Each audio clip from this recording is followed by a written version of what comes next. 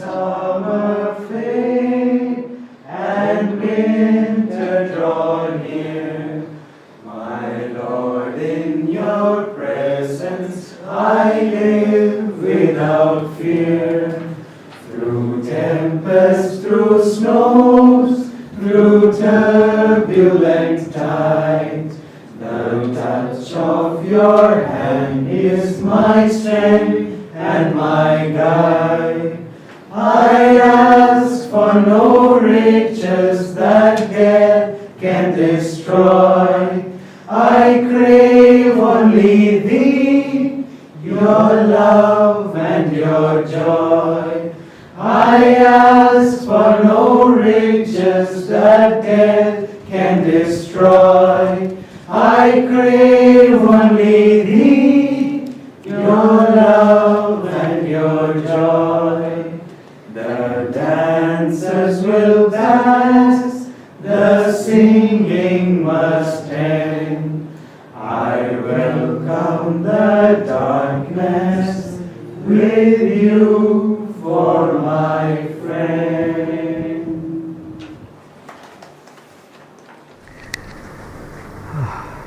Well, nice to see you again. Good morning.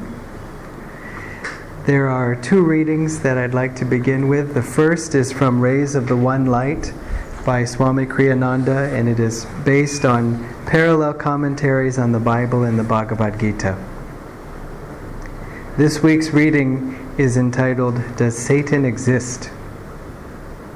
Truth is one and eternal. Realize oneness with it in your deathless self within.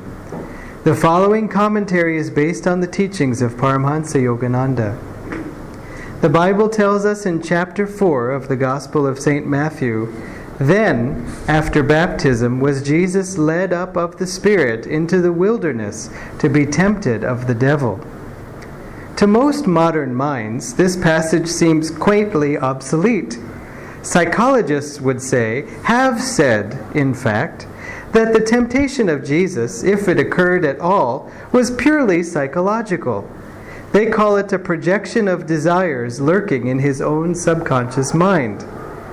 The subconscious plays a strong part, certainly, even if not a unique one, in any testing the spiritual seeker must undergo. The Bhagavad Gita, in dealing with this undeniable reality, quotes Arjuna in the 3rd chapter, and then Sri Krishna's reply.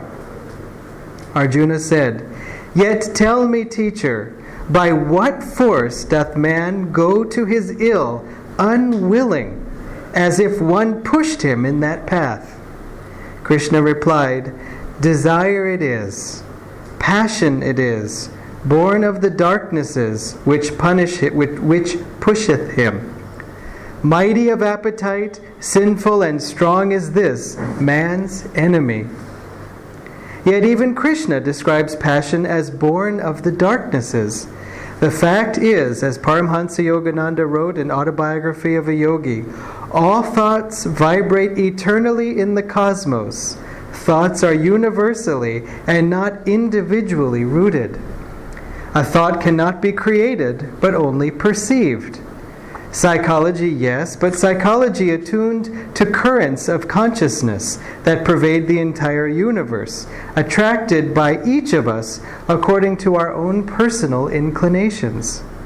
Yogananda, quoted in The Path, Swamiji's autobiography, said, I used to think Satan was only a human invention, but now I know and add my testimony to that of others who lived before me, that Satan is a reality.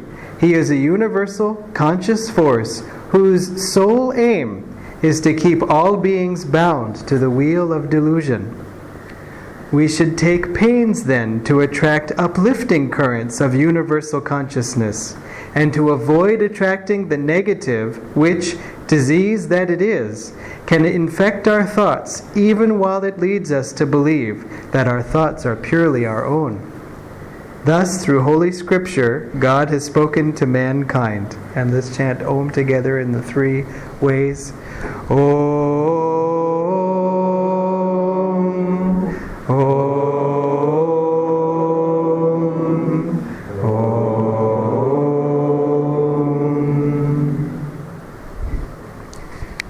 And I'll close with the Whispers reading later. This question, does Satan exist, often can be greeted with discomfort. Just kind of like, you know what, let's not talk about it. And really, of course, in India, Satan is more commonly understood as Maya, in the sense of the trickster, or that which separates from that which separates us from God. Literally, Maya, of course, meaning the measurer. You would say, well, I mean, measurer, like, you know, with inch tape or something. But the measurer means that which quantifies, analyzes, identifies. This is separate from that. This is higher or lower, and so on. And so there are so many different ways to approach this, but the most important way is to approach it with courage and lightheartedness, because it can sometimes seem discouraging and heavy-hearted, and we don't want to go down that road. It's not helpful or even practical. But we also want to know what we're up against so that we can conquer it. So, why do we have Maya in the first place? Well, in the Christian tradition, the idea of the devil or of Satan is that he was actually a high angel, and his name is also called as Lucifer, which is come to mean this really sort of threatening name. Watch out for Lucifer. But Lucifer means light. And so he was one of the highest angels, but so the story is he fell from grace, and so now he was sort of on the opposite side of God. But of course, you know, okay, fine, that's one way to look at it. But in terms of Maya, where did Maya come from? The same force, the same conscious force. Well, so the Shastras tell us that not man, God, first God, then man, God was just sort of, you know, wanting to have some fun. And so he said, well, let me make this whole universe. So he vibrated his consciousness, and all the universe came, and he watched the rabbits, you know, running by and so on, and saw a squirrel in the tree, and said, this is nice, but it could be more exciting. And so he said, let me create a perfect being. Let me take a spark of my infinite self, have that as its own independent consciousness. Of course, everything is consciousness, even the squirrel, even the rocks. And then let it be embodied as a man and woman, and have these people around. That will be fun. And so he created these perfect beings, and they said, well, this is all very nice, but I want to go back to God. So that's what you're supposed to do. So they sat and meditated and went back to God. And God said, okay, that took about 5 seconds. I want the show to be longer. So he created them again. Maybe, you know, these guys will, no, they were perfect too, and up they went again. So he said, how am I going to distract them? And so thus, as it says, he blew the wind of Maya across his creation. Of course, it's what manifested the creation in the first place. And so the people came down, and then they saw a billboard for Star TV. And they saw over here a cricket bat and a cricket pitch, and said, what could we do with that? And then off they went. And so you see, it's all a big distraction. The same soul, the same perfection of soul is in us. That didn't change. But there is just this which keeps us busy and occupied. Now, we are all at the point, even by just coming here this morning, instead of watching cricket on Star TV, which you could be doing this morning instead. I'm sure somewhere somebody's playing cricket. That instead you wanted to come here. Now, we get to the point where we say, you know, this Maya, I'm not having fun anymore. And I want to have more fun, and I found that when I get to my inner self, or when I seek universal truths or realities, I start to feel even better than just when I sit on the couch and watch cricket, or just when I have a kg of Mysore Pak all to myself. That when I do that, then there's a price to pay on the other side of it. And when I do this sort of internal joy, there's no price. In the sense that, in fact, someone said that to me because we were talking about duality, hot and cold, male and female, up and down, pleasure and pain, all these opposites. And that how as we come to God, we come to the center of all of these opposites. And then he said, well, but I'm concerned because if I go to the center and towards God, does that mean then I have to go away from Him? Does the pendulum swing this way too? He said, no, it just swings this way. And if you come to the still point in the center, then you don't have any opposites. Another way to think of it is that the more we lean this way, then the more we have to get thrown back the other way. In other words, if we do an action and we're really committed to it, like I said something mean and I meant it, because I had to push back, because why? I was hurt. But I didn't say I was hurt. I went, oh yeah? Ha-ha! If we do that with real commitment, then that energy comes back to us. Whereas if we say something thoughtlessly, not really meaning to, but we even misspeak, we say the wrong words, just even innocently putting the wrong words together and touching a nerve in someone, then we didn't do it with a big commitment. And we say, oh, I'm so sorry, and we have to mean it. But then the energy that comes back is much less, because there wasn't an emotional commitment. There wasn't as much force that way. So that's, the more we act from our center, if we get a little bit off, like, I think I want to say something mean, but I'll think it for a moment, but then I won't even say it.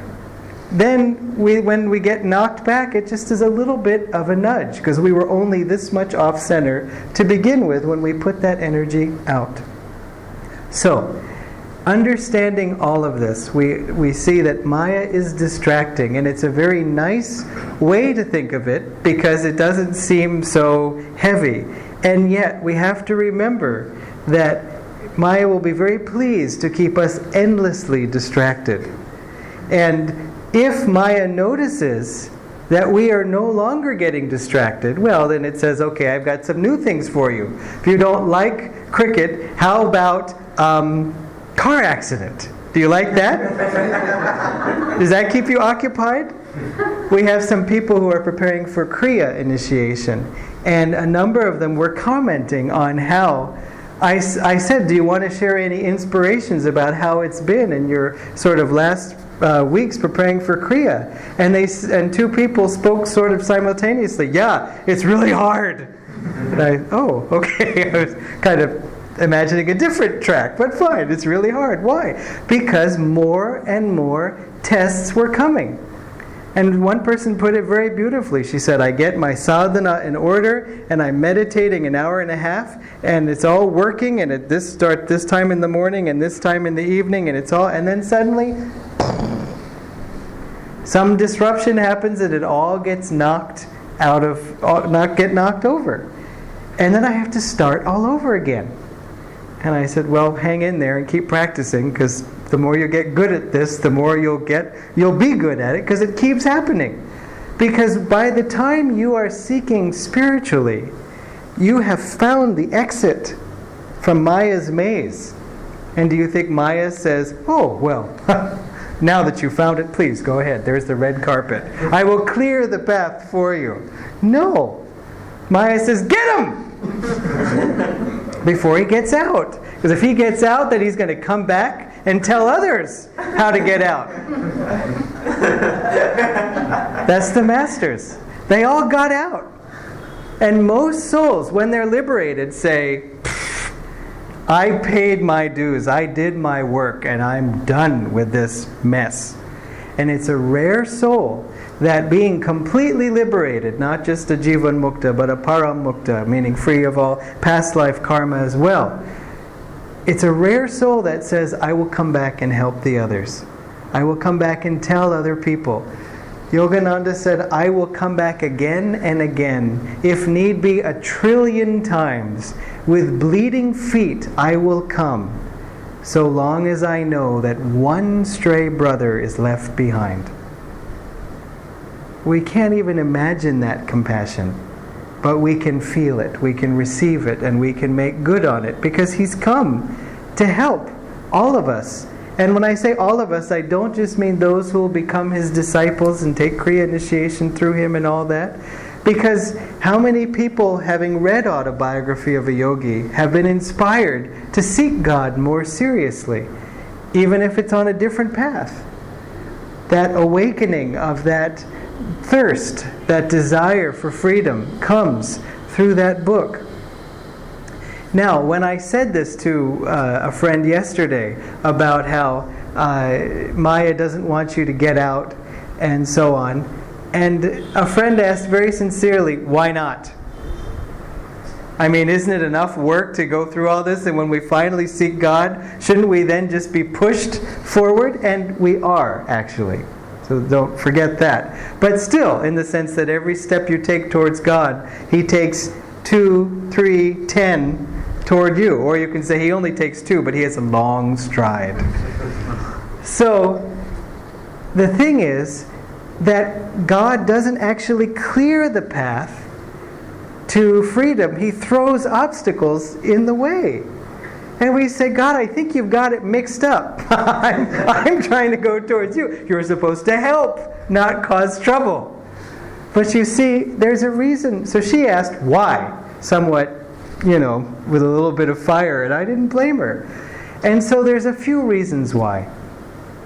On one level, God is testing us, but not because he doesn't know if we're serious or not, because he knows everything. And that's a whole other story.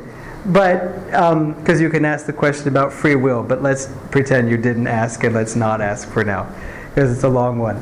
But in terms of God saying, I want you to be sure. I want you to see yourself clearing this test. And I know that you want to be free, and in order to be free, you have to pass through this test. So would it be merciful to withhold the test and say, well, you know what, you'll have to wait till next life? Or, let me give you the test now. If you can finish it now, then finished. What is it? Murachache? Yes, yeah, that, done. I want to say ho gaya, so I'm translating in my mind here. That's Hindi. So, it's all done. And that's why when we face a big test, if we can meet it and overcome it. Now remember, sometimes overcoming it means, ha ha, foolish Maya, get away. And sometimes it just means, hanging in there and then surviving until finally, it's all over? So it doesn't mean every victory is won with the sword of triumph. Some of it is crawling through, but surviving, but making it. Now obviously if you survive with joy, it's better than surviving. But first point, survive. Make it through. Say, God, you can't scare me. And Master said that. You can't frighten me. I know your tricks. Now, This answer didn't satisfy my friend enough, though, and she was saying, why are there obstacles? And I had to finally just confront the truth, which is that these obstacles are really in us. And I don't mean that we are impure, we are bad or sinful or anything like that, but just as much as there is a force pushing us from within, pushing us towards God, there is a force pushing us away, or a force resisting, saying, no, I don't want to actually be free just yet. There was a saint of Christianity called St. Augustine, who became a saint rather suddenly, but let's just say beforehand he wasn't so saintly at all. And he used to pray to the divine, saying, Dear God, make me a saint, but not tonight. Because he was still having fun. And there's a part of us that says, yes, God, I'm interested, but I still would like to have my fun over here. And sometimes that isn't a conscious thought anymore. But it's still sort of, there's energy that has been committed this way that still needs to be paid off. Now, the joy is that when we meet that test, and say, no, I don't care what's going to happen. I don't care what this pull is. I renounce it. I'm going up. Then we get that energy back. That energy dissolves. One of Maya's sort of most self-defeating methods that she has is she brings up some of our biggest fears, the things we don't want to happen, and throws it right in our face. And if we go, ah, then she wins. But if we go, ah, it's not so bad. I'm still here. I'm fine. Huh. Then she goes, rats, because she lost one of her tricks. Because it doesn't frighten us anymore. It doesn't frighten us anymore. And then we have that much more strength. Because not only does that fear not bother us, but having faced that fear, we say, why should any fear bother me? Okay, so I was afraid of debt, but then I learned to deal with it and overcome it. So now I'm afraid of this happening, but it's just the same thing. It might not be the same cause for fear, but it's still fear. Just as that song, the title of that song that we just sang, I live without fear. Why? Because I am impervious, super person? No. My Lord, in your presence, I live without fear. And so, still, though, we have to try to understand what is good and what is evil. And I don't mean on a superficial level. Someone asked Yogananda, does God know evil? And Master replied, God would have to be pretty stupid not to know evil. But really, what is it? What is evil and what is good and what is good karma and bad karma and so on? So I had an experience when I was about 4 years on the path. And I was living in an Ananda community, but I went back to the East Coast to visit relatives. And this was during Christmas time. And during this visit, unbeknownst to me, a plot was hatched to try to convince me to stop this craziness that I was doing with Ananda. And so 2 close relatives of mine said, could you come here? We want to have a little chat. And I very innocently went. And they proceeded to try to attack my beliefs. And everything that I was doing, they started poking holes at. Now, one of them I was used to combating. And so I kind of knew his tricks, and I knew, okay, there's that one, and then you go this way, and then you duck that way, and then can push back. And so he started out saying he had some book on cults, which are not so common in India, but you hear about them certainly in the U.S. And these basically where if a spiritual teacher or spiritual teaching is trying to take, then that makes it a cult. And if it's saying that we are the focus instead of God is the focus, that's a cult. It's a very simplistic definition. But as opposed to a small band of people dedicated to a deep truth that is helping each one and helping each other and helping also others outside the community. So he had me read some paragraph on cults, and he said, they take people's money. And I said, that's true, because it is often true. And they take people's personal power away. And I said, that's true. And he said, that's exactly what your group is doing. And I said, how do you know? I said, you've never been there. You've never been to California. You've never read one book by Swami Kriyananda or Yogananda. You haven't met a single person from the place. How do you know? So, I don't have time to do all that kind of in-depth research. I said, well, but you have time to just form opinions based on nothing. So until you have time to do any of this make an intelligent assessment, I don't have any time to listen to your opinions. And the conclusion, which he always concluded with, is, you may be smarter than me, but I'm still right.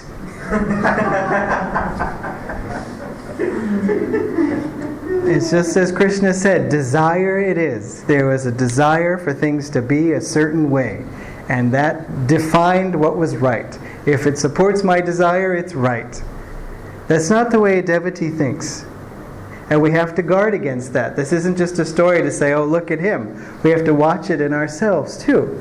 But having said all that, then the other relative came in, sort of like tag team. Okay, now your turn. So okay, now this one.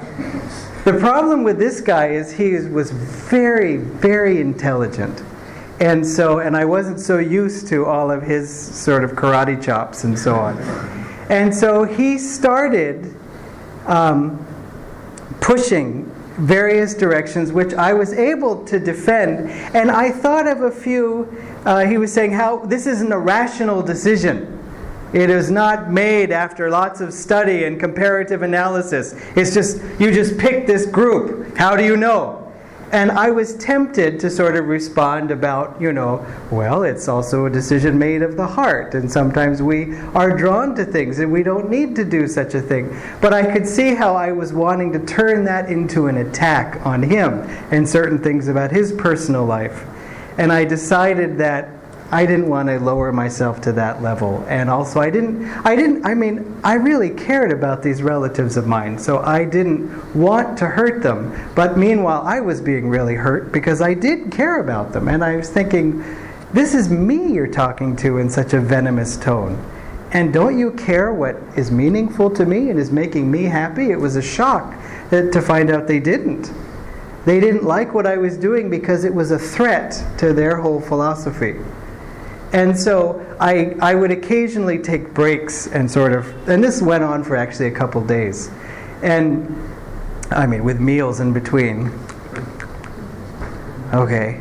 And so I took a break and I thought, okay, now, all right, so let's see, he's got these different chess pieces here, and there's the bishop over there. Now, I've got these here, so if that then, and so I was figuring out mentally how I was going to, maneuver through all of the arguments. And I had suddenly heard in my ear, you're not going to win. And so I thought, because he is very smart, and you can't always out-logic someone. Because it comes down to, I want it, or this is what I feel to do.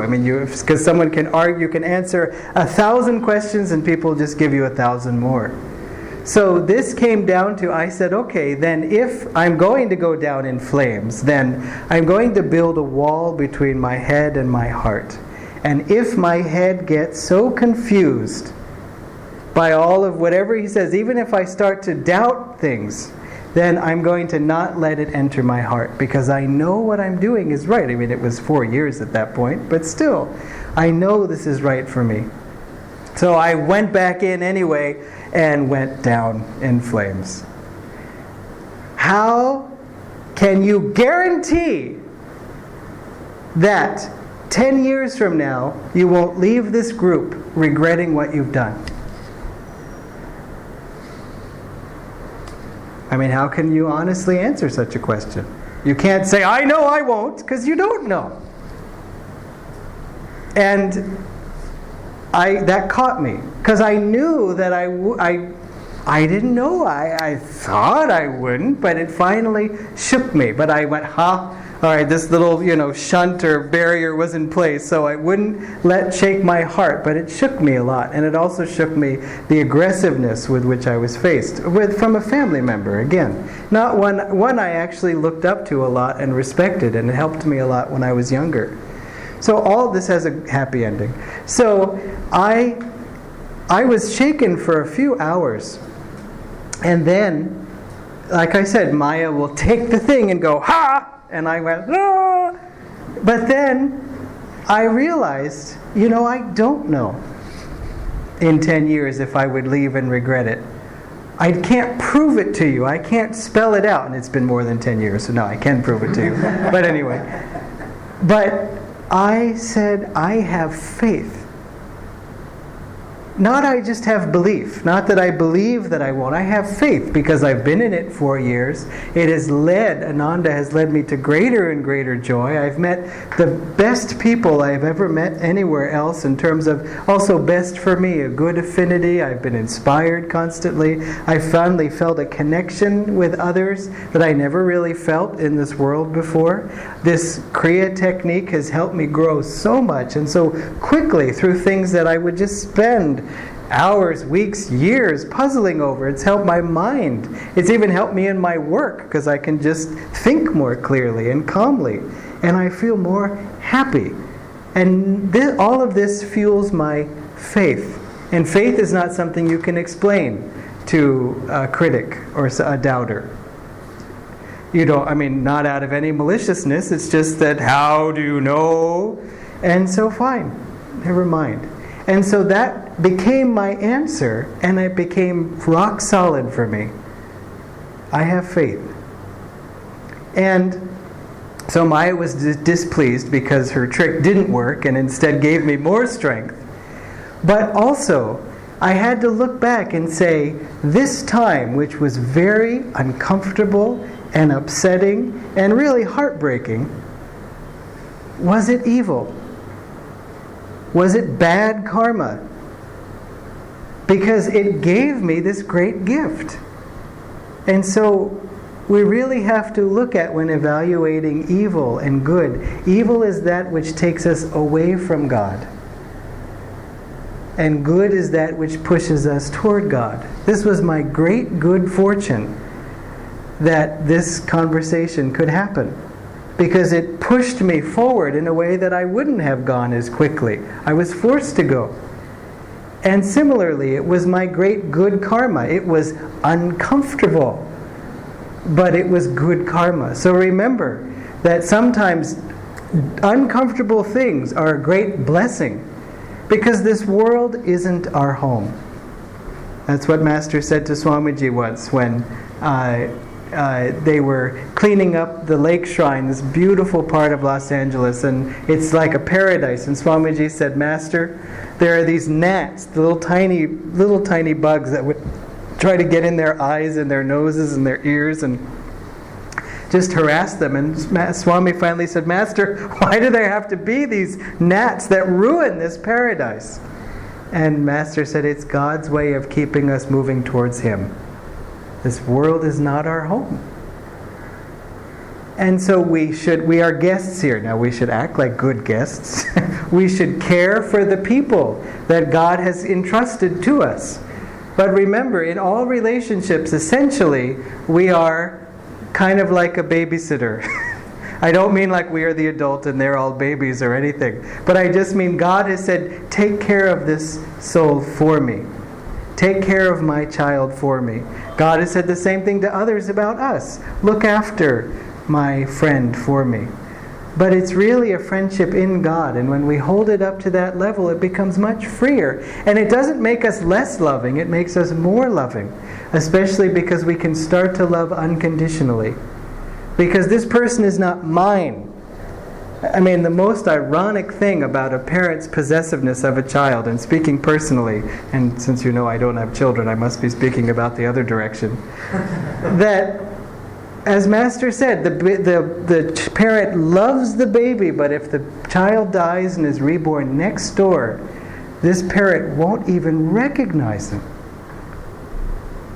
And so, you say, well, maybe they will, and yes, sometimes there is that. We read stories in the paper and so on. But the point is, it's more on the experience of giving love and helping those who have been entrusted to you without necessarily expecting it from them.